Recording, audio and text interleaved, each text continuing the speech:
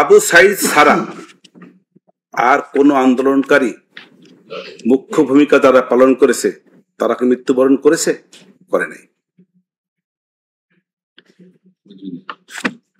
এই যে 1500 আন্দোলনকারী মৃত্যুবরণ করলেন এবং 25,000 আন্দোলনকারী আহত হইলেন, তার মধ্যে একমাত্র সংগঠক এবং আন্দোলনকারীদের যে নেতাকর্মী যারা ছিলেন তাদের মধ্যে একমাত্র আবু সাইদ ছাড়া আর একজন নেতাকর্মী কি মৃত্যুবরণ করেছেন? এবং তাদেরকে অতএব এই যে বললেন লক্ষ্যভিত্তিক নিপীড়ন, টার্গেটেড, তাহলে তো তাই যদি হতো তাহলে আন্দোলনে শেখ হাসিনা তার কর্মী বাহিনী দিয়া, তার পুলিশ বাহিনী দিয়া ইয়েরে এই যে হাসনাত আবদুল্লাহ রে, এই যে সাজ্জিদ আলম সাহেব রে, তারপরে এই যে বর্তমান যে মন্ত্রী আছেন এই যে নাহিদ ইসলাম সাহেব, তারপরে অন্যান্য যারা আছে যারা নেতৃস্থানে ছিল তাদেরকে তো টার্গেট করে মেরে ফেলতে পারতেন, উনি তো মারেন নাই।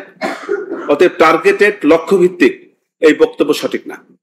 ওগুলো একটা স্ট্র্যাটেজি থাকে, টার্গেট মানে সবাইকে মেরে ফেলবে এটা মিন করে না। সবাইকে মারো না মারো।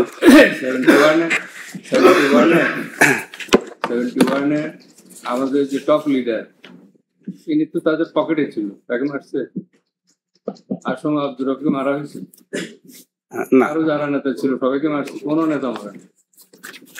ঠিক আছে, টার্গেট মানে হচ্ছে যে সবাইকে মেরে ফেলবে, does not imply anything like this. না, টার্গেটেড মানে হলো যে যারা টার্গেট করে স্ট্র্যাটেজি থাকে, কাকে মারবে, কতটুকু মারবে, কোথায় মারবে, কখন মারবে।